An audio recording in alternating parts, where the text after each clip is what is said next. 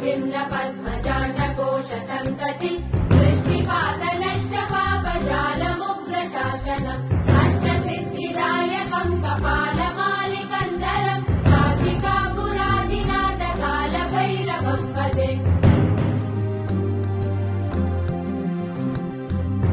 भूतसङ्गनायकम् विशालकीर्तिदायकम् काशीवासलोकपुण्यपापशोधकम् विभुम् नीतिमार्गकोविदम् पुरातनम् जगत्पतिम् काशिकापुराधिनाथ कालभैरवम् भजे